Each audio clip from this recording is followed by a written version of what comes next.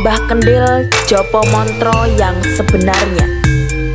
Sosok pamengku ilmu jati, Eyang Mujadi Dwijo Haksara, memiliki anak Ki Cipto Winarsa.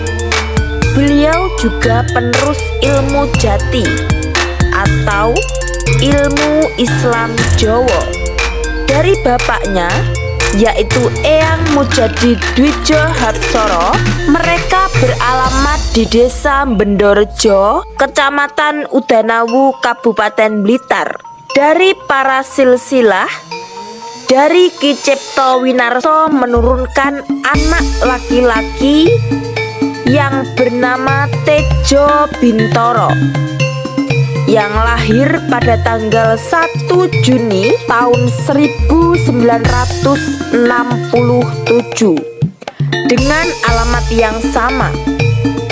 Nama Tejo Bintoro dalam hikayat dipetik dari zaman keislaman, yaitu di era Kesultanan Demak Bintoro. Perjalanan dan kehidupan anak Ki Cipto Winarsa, yakni Tejo Bintoro, seperti biasanya atau seperti anak-anak yang lainnya. Namun beliau berbeda cara hidup dan adaptasi yang diliputi dengan ajaran-ajaran adat, ilmu Jawa, dan kebudayaan.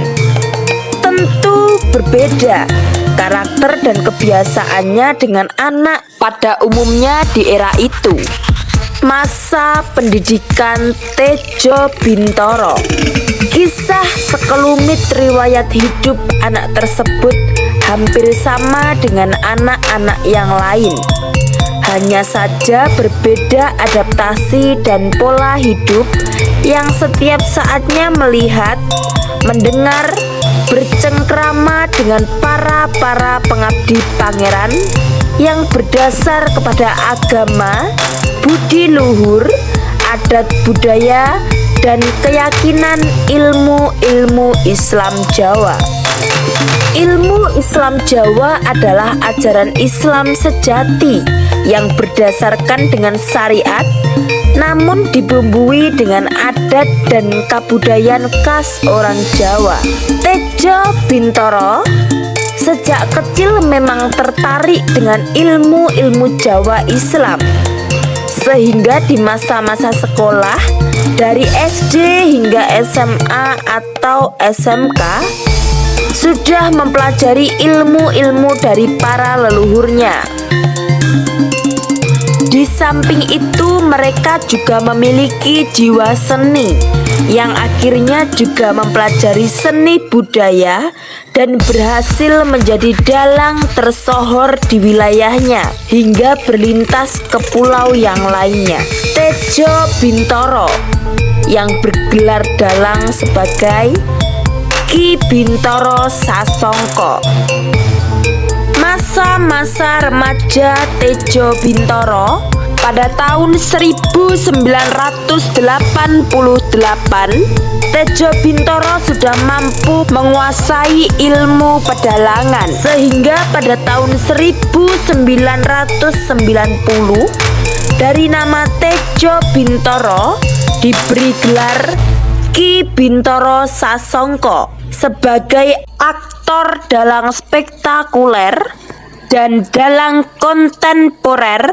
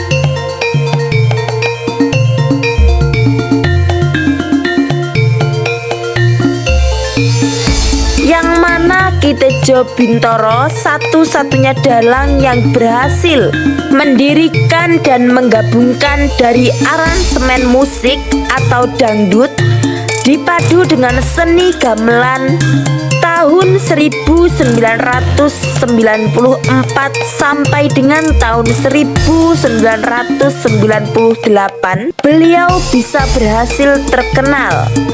Namun di balik itu Ki Bintoro juga meninggalkan dunia pedalangan atau dunia dalang pangruatan untuk pindah mempelajari dunia penyembuhan tradisional atau ramuan-ramuan rempah-rempah Jawa untuk menyembuhkan orang yang sakit. Mula-mula hanya seorang penjual jamu eceran biasa. Setelah namanya tersohor dari penjual jamu eceran, berganti menjadi pakar herba atau pakar penyembuhan tradisional yang mengandalkan rempah atau empon-empon jamu Jawa. Apakah ada perubahan atau bagaimana? Alhamdulillah ada perubahan.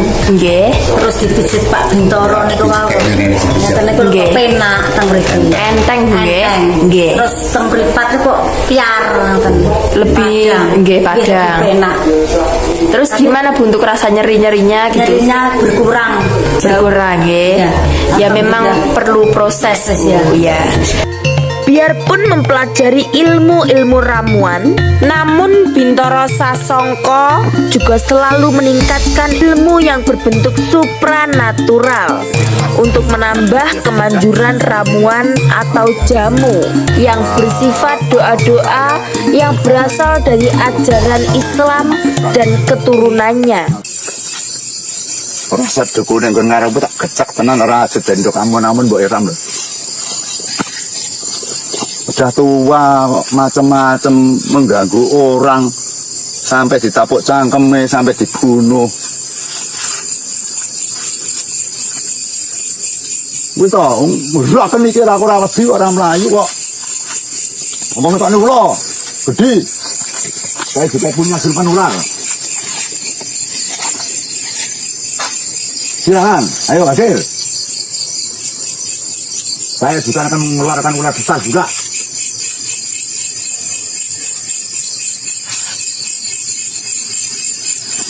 Aku biasa numbali ulo gede, masyarakat geger tahu kok. Iya. Kok kedulan sulapan memang. Tukang sulap musuh tukang sulap itu gumbon. Kowe tukang sulap, aku tukang nyulap. Peradaban membalik 90 derajat. Yang dulu hanya penjual jamu eceran menjadi seorang tabib yang dipercaya oleh masyarakat untuk menyembuhkan penyakit-penyakit kronis yang rata-rata adalah jebolan dari rumah sakit seperti liver, paru-paru, asma, jantung, stroke, lumpuh, dan kanker. Penguat kemanjuran di samping nilai ramuan, beliau juga mengandalkan doa-doa yang telah dipelajarinya. Namun sifat manusia yang lemah. Tentu pasien ada yang berhasil dan ada yang tidak berhasil. Ki Tejo Bintoro alias Ki Bintoro Sasongko juga mencapai kesuksesan. Terbukti beliau mengembangkan sayapnya menolong sesama umat hingga berbagai pulau dan kota-kota besar lainnya seperti Kalimantan, Sumatera, Jawa, Kediri, Trenggalek, Tulungagung, Malang, dan lain-lain. Kisah unik Mbah Kendil Jopo Montro. Tahun 2008, Ki Tejo Bintoro alias Ki Bintoro Sasongko sebelum mengakhiri keahliannya menjadi pakar jamu tradisional, beliau mengembangkan penyembuhan di wilayah Kabupaten Tulungagung, yaitu di daerah Karangtalun, Kecamatan Kalidawir, Kabupaten Tulungagung. Beliau mengembangkan di area pasar atau pertokoan yang bernuansa klasik natural jamu Jawa dan rempah-rempah yang diletakkan di dalam kendil-kendil atau kendi sesuai jenis-jenis fungsi guna sesuai penyakitnya, sehingga bila orang mencari pertokoan dengan mudah karena bentuk kendil-kendil yang menghiasi suasana ruangan itu. Pada suatu hari, sekitar usai sholat Isya, ada ambulan yang melewati pertokoan Mbah Kendil dan sedikit berhenti lalu melaju kencang. Ternyata ambulan tadi adalah penderita atau pasien yang dipulangkan dari rumah sakit karena keberadaannya yang tak tertolong atau koma. Karena mungkin tidak ada reaksi atau tidak sembuh, atau mungkin kurangnya pembiayaan, maka penderita itu dipulangkan atau keluarganya meminta untuk dipulangkan.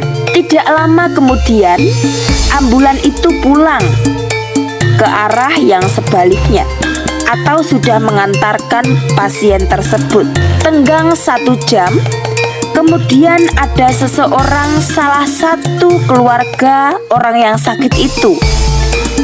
Dia datang ke kios atau ke toko jamu yang intinya meminta untuk disembuhkan dengan jamu atau ramuan tersebut.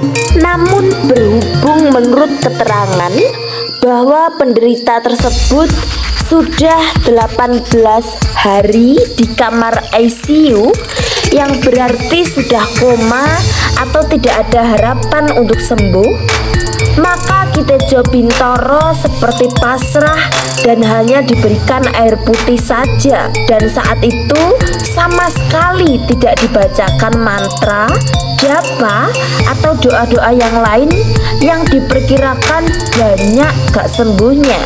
Itu perkiraan oleh Kitejo Bintoro. Atau Kitejo Bintoro yakin bahwa tidak akan sembuh. Air aqua 1 gelas yang tanpa didoakan atau tanpa diberi mantra diberikan kepada salah satu keluarganya itu. Lalu segeralah orang tersebut untuk berpulang. Saat itu toko kemudian ditutup karena memang sudah larut malam. Sekitar pukul 6 pagi, waktunya pasar beraktivitas. Namun toko Kitejo Bintoro belum juga buka. Tiba-tiba di pintu toko atau teras sudah ramai sekali hingga gaduh dan mondar-mandir. Pintu terus diketok. Ternyata ada rombongan yang banyak sekali yang ingin kenal dengan Kitejo Bintoro. Apa yang terjadi saat itu? Ternyata tidak disangka-sangka. Pasien yang semalam dianggap tidak sembuh atau meninggal justru malah langsung sembuh setelah minum air putih atau air aqua yang tanpa didoakan oleh Kitejo Bintoro. Gembira dan sangat gembira. Orang yang beli jamu banyak sekali hingga kewalahan saat itu. Tiba-tiba ada perwakilan keluarga orang yang sakit jebolan rumah sakit itu. Dia menyiarkan kepada semua orang yang ada di pasar bahwa nama Kitejo Bintoro diganti dengan Mbah Joko Kendil atau Mbah Kendil Jopo Montro. Nama itu asli pemberian keluarga yang sembuh dengan tidak masuk akal itu, yang tanpa jamu, tanpa doa, dan tanpa mantra japa. Artinya itu bisa disimpulkan bahwa kesembuhan itu ternyata murni pemberian dari Allah Subhanahu wa Ta'ala. Di sini bisa dipetik kesimpulannya agar kita tidak sombong bahwa kesembuhan itu 100% hadiah dari Allah Subhanahu wa Ta'ala. Berakhirnya Mbah Kendil Jopo Montro sebagai praktisi kasepuhan dan sebagai pertabiban. pada tahun 2012, Ki Tejo Bintoro atau Ki Bintoro Sasongko berhenti mengembangkan bakat dan keahliannya, utamanya penyembuhan dan praktek kasepuhan, termasuk berhenti dengan seni budayanya sebagai aktor pedalangan. Alasan Ki Bintoro Sasongko atau Mbah Kendil adalah tanggung jawab yang sangat besar dan berat sebagai sosok penyembuh. Karena menyembuhkan dengan berbagai ramuan itu risikonya tinggi.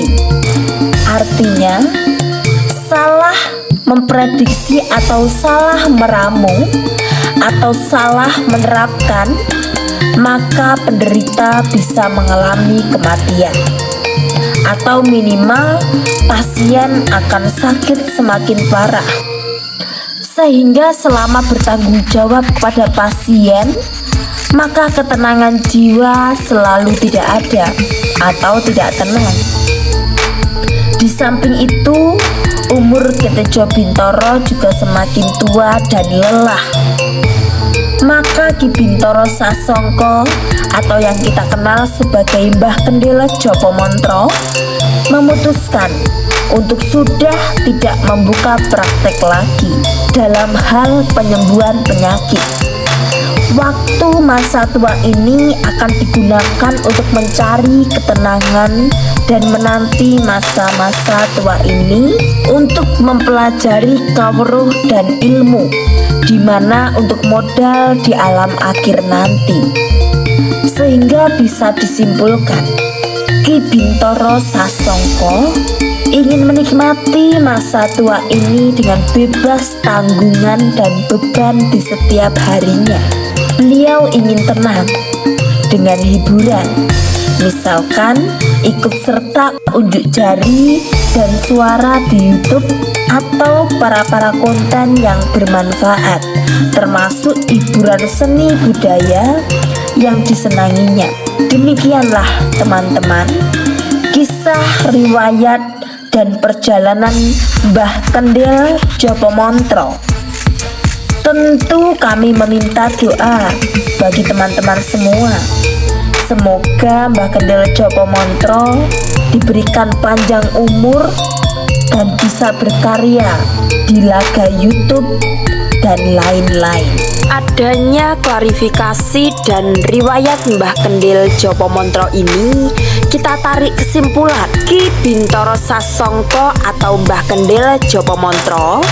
1. Beliau tidak memiliki kemampuan dalam bentuk magic, gaib, dan tidak memiliki andalan kesaktian, ramalan, dan penggendaman.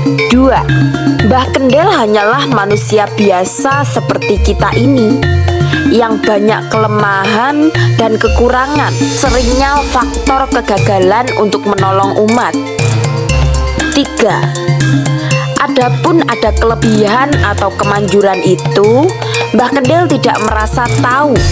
Mungkin itu ketepatan atau mungkin pemberian dari Allah Subhanahu wa Ta'ala semata-mata saja.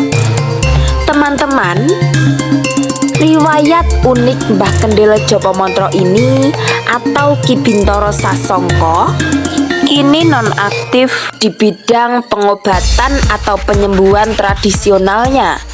Namun bentuk-bentuk hiburan di dalam konten itu real pengalaman yang pernah dilakukan dan diusahakan tanpa rekayasa atau trik-trik penipuan.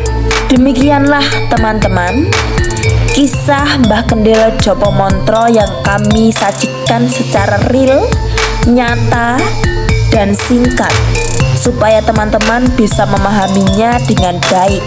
Jangan lupa subscribe dan aktifkan tombol loncengnya, karena masih banyak lagi pengalaman Mbah Kendil yang akan kami bagikan di channel ini.